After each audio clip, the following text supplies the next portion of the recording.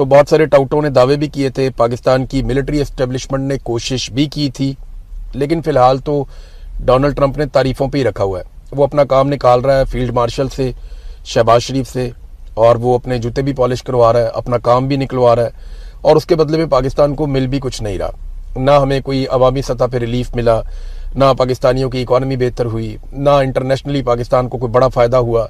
India ने पानी रोका हुआ है, उसके ऊपर कोई डेवलपमेंट नहीं हुई, तो पाकिस्तान को कुछ नहीं मिला इसमें। लेकिन पाकिस्तान के फील्ड मार्शल को और शहबाज शरीफ को अपनी डिक्टेटरशिप मजबूत करने का मौका मिला। तो डोनाल्ड ट्रंप जनाब वापस चले गए। अमेरिका को क्या मिला चीन के दौरे में? देखिए, कोई बहुत बड़ी डेवलपमेंट इसमें हुई नहीं। आपको मैं दावा करूं कि डोनाल्ड ट्रंप का दौरा बहुत कामयाब था तो नहीं, ये एक एवरेज दौरा था जो इस मौके पे डोनाल्ड ट्रंप ने किया।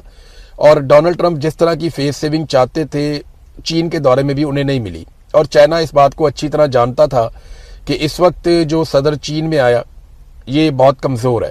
यानी इससे पहले जब डोनाल्ड ट्रंप चीन गए थे तो वो एक मजबूत सदर के तौर पे गए थे। इस वक्त डोनाल्ड ट्रंप की इतनी हैसियत वहाँ पे है नहीं अमेरिका में, और चाइनीज़ इस बात को अच्छी तरह जानते हैं।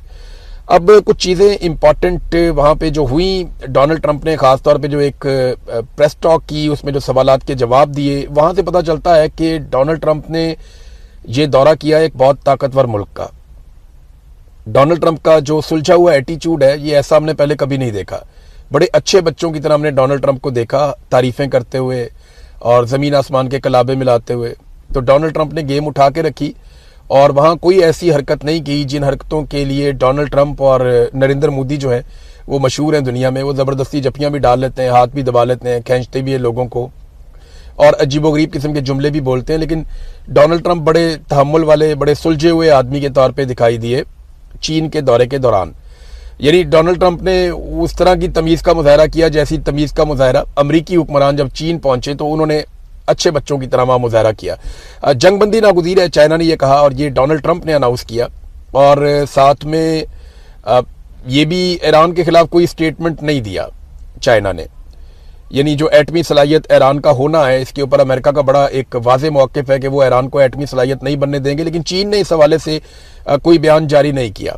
ताइवान के हवाले से अमेरिका बड़ा खुलकर हमेशा ताइवान की सपोर्ट करता रहा है, तो डोनाल्ड ट्रंप ने ताइवान को भी कोई ख़ास सपोर्ट नहीं की, उस हवाले से भी कोई ख़ास बात नहीं की डोनाल्ड ट्रंप ने। इसके अलावा जो है वो एक बाग की सैर करवाई गई डोनाल्ड ट्रंप को, बतखों वाली टेबल के ऊपर जो है वो खाना खिलाया गया। तो बड़ा अच्छा प्रोटोकॉल उन्होंने दिया, खिलाया पिलाया अच्छा, और डोनाल्ड ट्रंप को अच्छा लगा होगा ये दौरा, मूड के लिए बहुत अच्छा था। लेकिन अमेरिका ने कुछ बहुत ज़्यादा इसमें हासिल नहीं किया। ट्रंप से जब ताइवान के हवाले से सवाल किया गया तो ट्रंप ने उस पर जवाब नहीं दिया, बल्कि वो गोल मोल करते रहे। बल्कि ट्रंप ने ये कहा कि सदर शी ने भी मेरे से पूछा, तो ट्रंप ने इस पर बात नहीं की और उन्होंने कहा जी इसके ऊपर मैं बात नहीं करता और मैं सोचता नहीं ना। फिर एक और जो सवाल किया गया डोनाल्ड ट्रंप से वो ये था कि चीनी सदर क्या डिक्टेटर है? अमेरिका में ये कहा जाता है, बार बार इस पर प्रोपेगेंडा भी होता है कि चाइना के अंदर जो है वो डिक्टेटरशिप है, वहाँ पे जमहूरियत नहीं है और एक डिक्टेटर वहाँ पे हुकूमत करता है। तो जब ये सवाल चीन की सरजमीन पे अमेरिकी सदर से हुआ तो डोनाल्ड ट्रंप ने कहा नहीं, वो यहाँ हुक्मरानी करते हैं, वो यहाँ के हुक्मरान हैं, बहुत ज़हीन और बहुत खूबसूरत इंसान है और मैं ऐसा कुछ नहीं सोचता। तो चीन से काफ़ी मरऊब नज़र आए डोनाल्ड ट्रंप, और वो दिखाई दे रहा था उनकी बॉडी लैंग्वेज में। एक बड़ी अजीबोगरीब हरकत भी की डोनाल्ड ट्रंप ने। वहाँ पे चाइनीज़ सदर जब उठकर खिताब के लिए गए तो उनके जो नोट्स पड़े हुए थे टेबल के ऊपर, डोनाल्ड ट्रंप ने उन्हें खोल के देखना शुरू कर दिया। ये बड़ी एक अनएथिकल सी चीज़ है और कोई भी नॉर्मल आदमी ऐसा नहीं करता। लेकिन डोनाल्ड ट्रंप को ये क्यूरी थी और क्यूरियोसिटी थी उनको कि मैं देखूं कि सदर शी की राइटिंग कैसी है, या उन्होंने ड्राइंग की है या क्या किया है। क्योंकि जब आपके सामने एक कागज़ और पेन पड़ा हुआ हो ना तो आप कुछ ना कुछ उस पर लिख देते हैं, तो उससे पता चलता है कि आप एक्चुअली उस वक्त आपका दिमाग किधर था। सो सदर शी ने वहाँ पे जो भी लिखा या बनाया, लाजमी बात है वो उनकी अपनी ज़ुबान में ही होगा। इंग्लिश में तो वो लोग नहीं करते काम, वो तो तर्जुमान भी अपने साथ रखते हैं। तो डोनाल्ड ट्रंप ने उसे खोल के देखना शुरू कर दिया। पूरी दुनिया में ये वायरल हो रहा है कि सफारती अदाब के खिलाफ है, लेकिन डोनाल्ड ट्रंप कुछ भी कर सकता है, आप उससे कोई भी तवक्को कर सकते हैं। सऊदी अरब में ना जो क्राउन प्रिंस है या जो बादशाह है उसको आप टच नहीं कर सकते, ये अलाउड नहीं है, फौरी तौर पर उनकी फोर्सेज एक्टिव हो जाती हैं। तो डोनाल्ड ट्रंप ने वहाँ पे तकरीर करते हुए एक दिन जा रहे थे और मोहम्मद बिन सलमान को जानबूझ के उनके कंधे के ऊपर टच करके ऐसे हाथ मार के वो गए और मुस्कुराते हुए ना कि देखो मैंने सऊदी अरब की सरजमीन के ऊपर उनके क्राउन प्रिंस को टच किया है। तो डोनाल्ड ट्रंप को ऐसे पंगे लेने का शौक है और वो लेते रहते हैं। अब प्यूटन जा रहे हैं जनाब चीन के दौरे के ऊपर। चीन का और रूस का एक बड़ा ज़बरदस्त इल्हाक है। रशिया एक बड़ी जो है वो दुनिया की ताकत है, उसके पास वसाइल भी बहुत ज़्यादा है और मिलिट्री के एतबार से वो एक ताकतवर मुल्क है। इकॉनमी के एतबार से रशिया जो है उसकी जो डॉक्यूमेंटेड इकॉनमी है वो इतनी बड़ी नहीं है, लेकिन वो बड़ा तगड़ा मुल्क है, ये हम सब जानते हैं। और चीन के साथ उसका एक बड़ा ज़बरदस्त अलाइंस भी है। अब फौरी तौर पे प्यूटन का दौरा है अगले हफ्ते चीन का, वो दौरा भी बहुत अहम होगा। और ऐसा लगता है कि डोनाल्ड ट्रंप जो हासिल करने आए थे चीन में, अगर वो उन्हें नहीं मिलता और चाइना कोई रोल प्ले नहीं करता जोर ज़बरदस्ती या ताकत के बलबूते पे या अपना असर रसूख इस्तेमाल करते हुए, तो जो आबना हुर्मुज़ और उसकी सराउंडिंग में दोबारा से कशीदगी पैदा हो सकती है, लड़ाई बढ़ सकती है और फिर चीन अपना रोल शायद प्ले कर दे। नाजरीन, पाकिस्तान की जो सफारती कामयाबियां जिनको दावा किया जाता है मौजूदा हुक्मरानों की जानिब से, उनके ऊपर फिर सवालात उठना शुरू हो गए हैं और वो यूएई के हवाले से खास तौर पे है। पाकिस्तान के और यूएई के ताल्लुकात कई दहाइयों पर मबनी है, लेकिन यूएई बहुत तेजी से इंडिया के करीब और पाकिस्तान से दूर हुआ है। जितने भी इंडिया के बड़े बड़े एक्टर्स हैं वो सारे वहाँ पे मार्केटिंग का काम करते हैं यूएई में, बल्कि उनके ब्रांड एम्बेसडर भी इंडिया के एक्टर्स हैं। जो बड़ी बड़ी बिल्डिंग और इन्वेस्टमेंट हो रही हैं वो इंडिया से आ रही हैं, और पाकिस्तानी अगर इन्वेस्टमेंट करते भी हैं तो वो इंडियन एक्टर्स के साथ और इंडियन कम्युनिटी के साथ मिलकर काम करते हैं। तो भारतीय कम्युनिटी ने वहाँ पे बहुत बड़ी जगह बना ली है दुबई में, वो पूरे निज़ाम को चला रहे हैं, जबकि पाकिस्तानी वहाँ पे सिर्फ मजदूरी करने के लिए और ड्राइविंग करने के लिए गए। ज़्यादा बड़ी तादाद में कारोबार कर रहे हैं, लेकिन इंडियंस उनसे बहुत बड़ी तादाद में हैं जो कारोबार करते हैं। बिस्मिल्लाहिर्रहमानिर्रहीम, अस्सलाम वालेकुम नादरीन, आप यूट्यूब चैनल देख रहे हैं, मैं इमरान खान हूँ। सबसे पहले तो ये कि अपोजिशन ने महमूद खान अचकज़ई और अल्लामा राजा नासिर अब्बास साहब को मुज़ाकरात का मुकम्मल इख्तियार दे दिया। ये तो इमरान खान साहब ने दिया था आज से 6-7 माह पहले, जब उन्होंने कहा था कि महमूद खान अचकज़ई को अपोजिशन लीडर बनाया जाए और अल्लामा राजा नासिर अब्बास साहब को सेनेट में अपोजिशन लीडर बनाया जाए। तो ये दोनों लोग तो बन गए और इमरान खान साहब ने उस वक्त उन्हें इख्तियार दिया था कि ये मुज़ाकरात कर सकते हैं। और अब दोबारा से उसकी तौसीक़ की गई है अपोजिशन जमातों की जानिब से, और पार्लिमानी पार्टी का इजलास हुआ। अपोजिशन लीडर कौमी असम्बली महमूद खान अचकज़ई की ज़ेर सदारत, और ये फैसला किया गया कि इनके पास मुज़ाकरात का इख्तियार है। देखिए, मुज़ाकरात जब तक पाकिस्तान तहरीक इंसाफ या अपोजिशन अपनी ताकत शो नहीं करेगी तब तक हुकूमत उनके साथ मुज़ाकरात नहीं करेगी। इसको ज़रा इक्वेशन को आप समझें। एक तरफ अवामी ताकत है अपोजिशन के साथ, एक तरफ फौज की ताकत है हुकूमत के साथ, और ये जो हुकूमत बनी हुई है ये मिलिट्री एस्टेब्लिशमेंट ने, जर्नैलों ने मिलकर बनाई हुई है। और वो बंदूक की ताकत एक तरफ है, अवाम की ताकत एक तरफ है। हुकूमत बंदूक की ताकत को लगातार इस्तेमाल कर रही है, जबकि अपोजिशन अवाम की ताकत को इस्तेमाल करने से गुरेज कर रही है, वो किसी तहरीक में नहीं जा रहे। तो जब तक अपोजिशन अपनी ताकत शो नहीं करेगी तब तक हुकूमत मुज़ाकरात की टेबल पर बैठेगी नहीं। ये यूनिवर्सल है, ये पूरी दुनिया में ऐसे ही होता है। अमेरिका मुज़ाकरात करना चाहता है ईरान के साथ, क्यों करना चाहता है? क्योंकि ईरान ने अपनी ताकत शो की। अगर ईरान अमेरिका को वापस जवाब ना देता या लड़ाई ना करता या मुंह तोड़ जवाब ना देता, इसराइल के ऊपर अटैक ना करता, अमेरिकन अड्डों के ऊपर अटैक ना करता, तो अमेरिका और इसराइल कभी भी मुज़ाकरात ना करते ईरान के साथ, बल्कि वो उसको और मारते और मजीद तबाही फैलाते। तो जब तक आप खड़े नहीं होते ना तब तक दूसरा आपको तस्लीम नहीं करता। अपोजिशन को यह बात समझनी पड़ेगी कि कभी भी टेबल के ऊपर बैठकर उन्हें वो नहीं मिलेगा जो वो मैदान में हासिल करने के काबिल नहीं है। हाँ, ये ज़रूर है कि उन्हें बहुत वोट पड़े हैं, लेकिन पाकिस्तान की एस्टेब्लिशमेंट ने, आसिम मुनीर साहब ने वोटों को तवज्जो ही नहीं दी। उन्होंने जाली फॉर्म 47 जारी किए और ऐसे लोगों को हुक्मरान बना दिया जिनको अवाम ने मुस्तरद किया था। अब ये जो लोग हैं ये चुनतखब हैं, इनको चुना है आसिम मुनीर साहब ने, ये मुंतखब नहीं है क्योंकि पाकिस्तान के अवाम ने किसी और को मुंतखब किया था। बहरहाल तहरीक इंसाफ शायद ये बात अभी तक समझ नहीं पाई कि जब तक वो मुज़ामत नहीं करेंगे तब तक मफाहमत आगे नहीं बढ़ सकती। ये बात PMLN ने एक दौर में कही थी जब उनका बुरा वक्त था कि मुज़ामत होगी तो मफाहमत होगी। तो जब तक मुज़ामत नहीं करेगी पाकिस्तान तहरीक इंसाफ तब तक मफाहमत का कोई रास्ता नहीं खुलेगा। आप यहाँ से अंदाज़ा करें ना कि एक एक करके सबको उठाकर ले जाते हैं। लाहौर में एक छापा पड़ा, ये बहुत पुराने आदमी हैं, आजकल पाकिस्तान तहरीक इंसाफ के साथ हैं, और ये हमेशा से आज़ाद कश्मीर में MNA बन जाते हैं। जो उनकी मखसूस नशस्तें हैं जो बाहर से जिसमें इलेक्शन होता है, मुहाजिरों वाली सीटें, वहाँ पे वो MNA बन जाते हैं। गुलाम महिउद्दीन दीवान साहब, पुलिस वहाँ पे जाती है क्योंकि अब ये तहरीक इंसाफ के साथ हैं। पुलिस जाती है, उनके दरवाजे पे खड़ी हो जाती है, वहाँ पे दरवाजे खटखटाती है, ऊपर से फलांगते हैं। सारी वीडियो देखी मैंने, छलांगे मार के पुलिस वाले घर के अंदर दाखिल हो जाते हैं, दरवाज़ा तोड़ देते हैं, खोल देते हैं, अंदर घुस जाते हैं और गुलाम महिउद्दीन दीवान साहब को पकड़ के ले जाते हैं। ये इलेक्शन होने जा रहा है आज़ाद कश्मीर में और ये इलेक्शन की रिहर्सल है। पहले इलेक्शन होते थे ना तो गहमा गहमी होती थी, जलसे जुलूस इस किस्म की चीज़ें होती थी, बैनर पोस्टर तकारीब होती थी, गहमा गहमी होती थी इलेक्शन की। अब इलेक्शन की निशानी ये है कि जो सबसे मकबूल पॉलिटिकल पार्टी है पाकिस्तान तहरीक इंसाफ, उसके बंदे उठाए जा रहे होंगे हर तरफ, और हर तरफ कागजात छीने जा रहे होंगे, बंदे अगवा हो रहे होंगे, बंदे गिरफ्तार हो रहे होंगे। और जो इमरान खान के मुकाबले में पॉलिटिकल पार्टीज हैं वो बेचारे तो जलसे जुलूस करने के काबिल भी नहीं रहे। उनकी ये हालत हो गई है उनकी अपनी हरकतों की वजह से।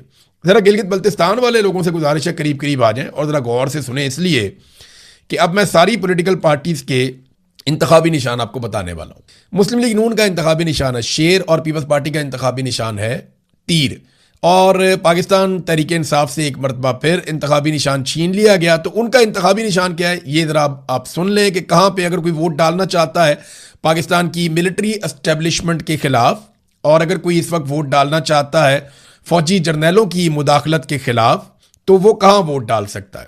गिलगित 1 यहाँ पे इंतखाबी निशान है जी खैमा, ये पीटीआई का। गिलगित 2 यहाँ पे ट्रांसफार्मर है। गिलगित 3 वाले सुन लें, यहाँ पे शांति टोपी।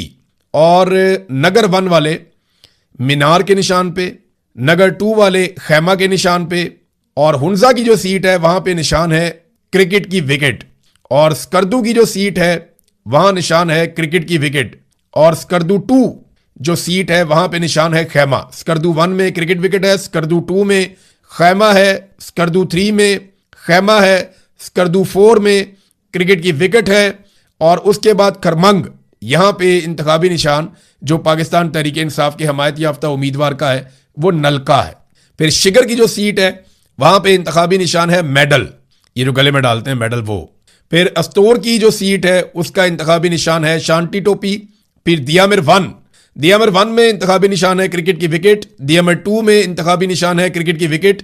दियामिर 3 में इंतखाबी निशान है क्रिकेट की विकेट। और दियामिर 4 में इंतखाबी निशान है क्रिकेट की विकेट। यानी दियामिर में जो भी एस्टेब्लिशमेंट के खिलाफ या जर्नैलों की सियासत के खिलाफ वोट डालना चाहता है वो क्रिकेट की विकेट के ऊपर वोट डाल दे पूरे दियामिर में। फिर जनाब गैजर 1, ये बहुत खूबसूरत इलाका है, बड़ा शानदार, मुझे बड़ा मजा आया था यहाँ जाके। गैजर 1 में चारपाई इंतखाबी निशान है। गैजर 2 में ताला इंतखाबी निशान है। गैजर 3 में चिमटा इंतखाबी निशान है। गांचे 1, ये सियाचिन के करीब, मैं यहां पे भी गया हूं।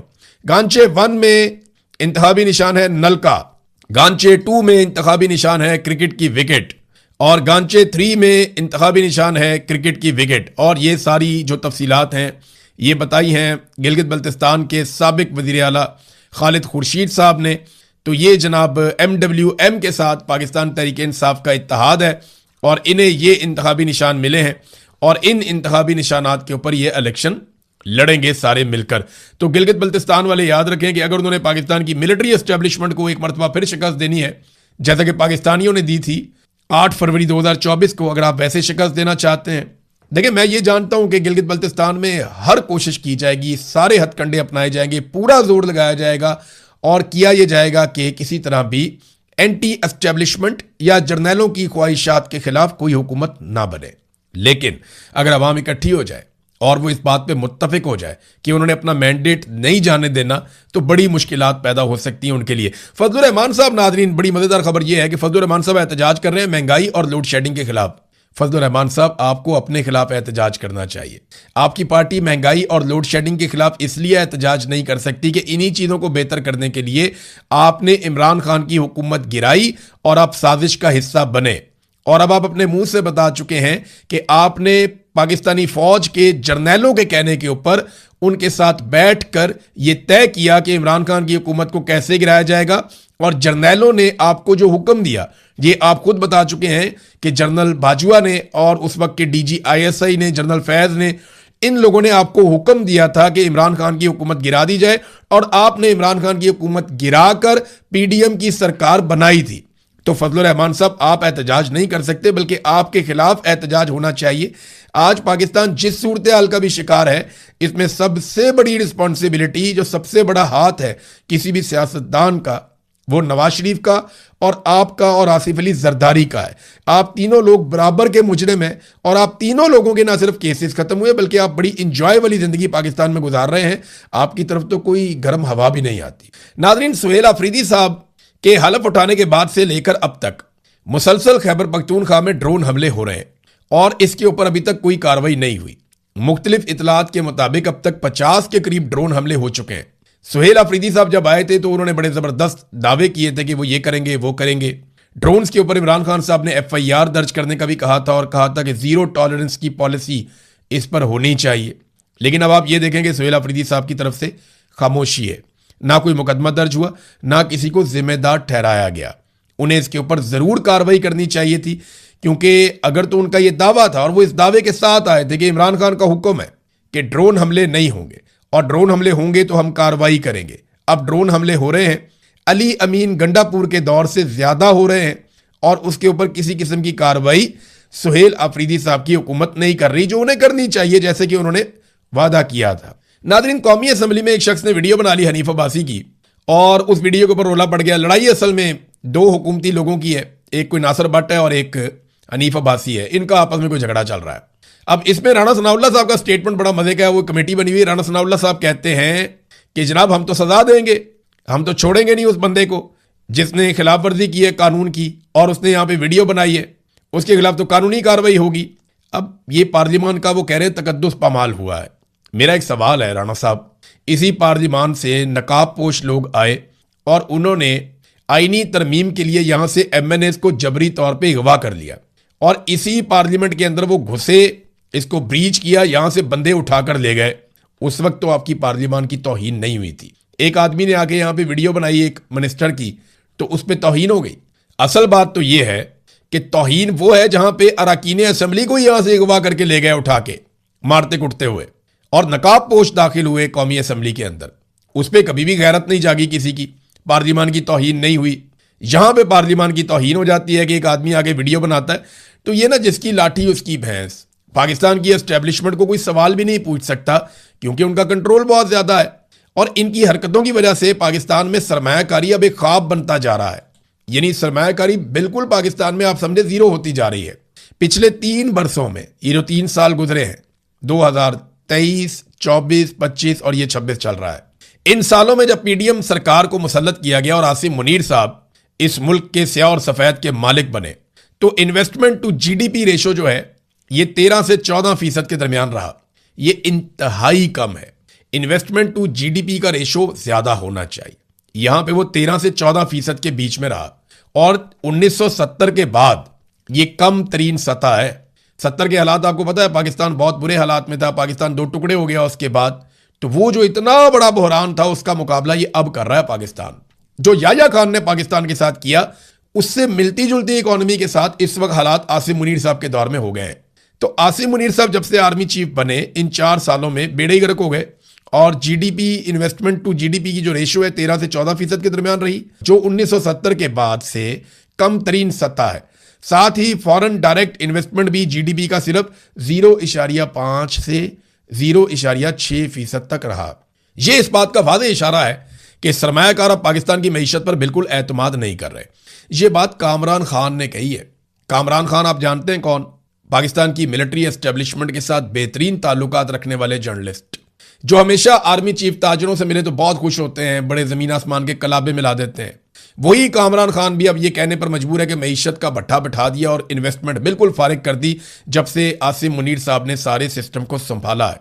तो सरमायाकारी तो पाकिस्तान के अंदर नाजरीन बस अब एक ख्वाब ही बनकर रह गई है।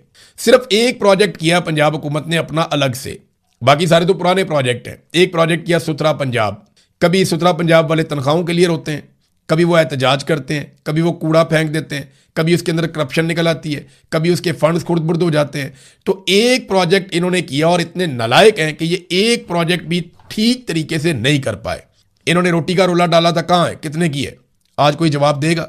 जिस जिस चीज के ऊपर इन्होंने आवाज उठाई या कोशिश की उसका बेड़ा गर्क किया और एक प्रोजेक्ट लेकर आए सुथरा पंजाब।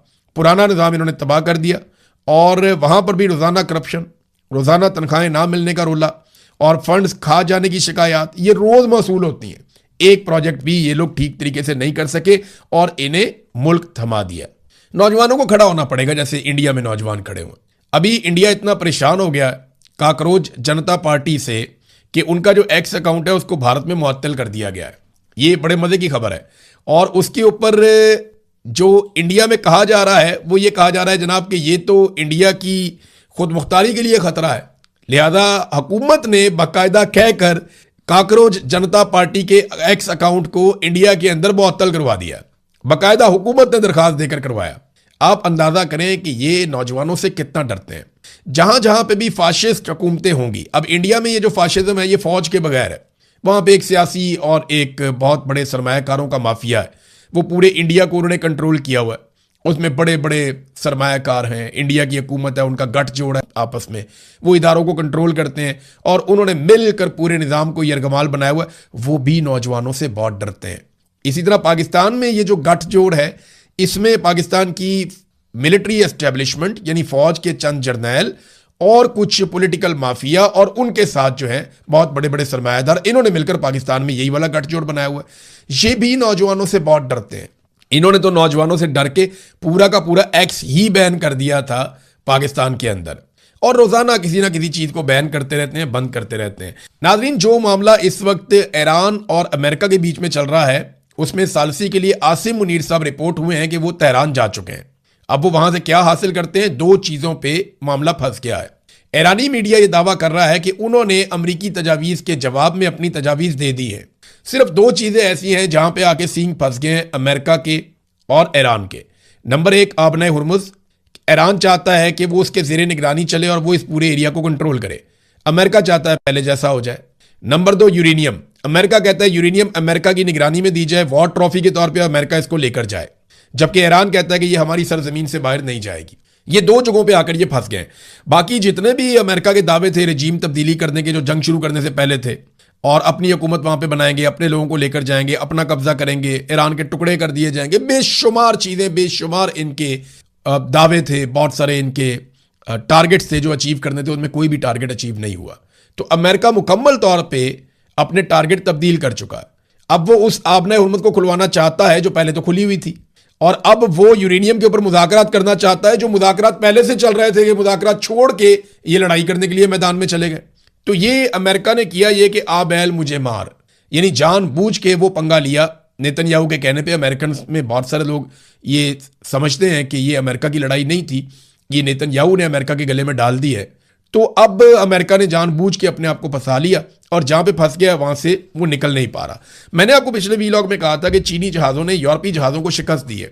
ये बड़ी इंटरेस्टिंग खबर है और इसकी तफसीलात ये हैं कि चीन के जो J-10CE लड़ाका तैयारे हैं, उन्होंने जो फर्जी जंगें होती हैं, डॉग फाइट और बाकी मुकाबले होते हैं बियॉन्ड विजुअल रेंज मारना, ये क्योंकि जहाज़ों के रिकॉर्ड में सब आ जाता है कि कौन सा जहाज़ काबू आ गया, कौन सा लॉक हो गया, कौन सा तबाह हो गया। तो जब ये आपस में डॉग फाइट खेलते हैं तो बगैर हथियारों के भी एक दूसरे को तबाह किए बगैर भी ये पता कर लेते हैं कि कौन सा पायलट मारा गया, कौन सा जहाज जो है वो तबाह हो गया और कौन सा जहाज बच गया। अब यूरोप के जो जहाज हैं जो चंद मुल्कों ने मिलकर बनाए हुए हैं वो है यूरोफाइटर टाइफून। इन जहाज़ों को 9-0 से शिकस्त दी है चीन के J-10C लड़ाका तैयारों ने। अब चीन के सरकारी नशरियाती इदारे CCTV के मुताबिक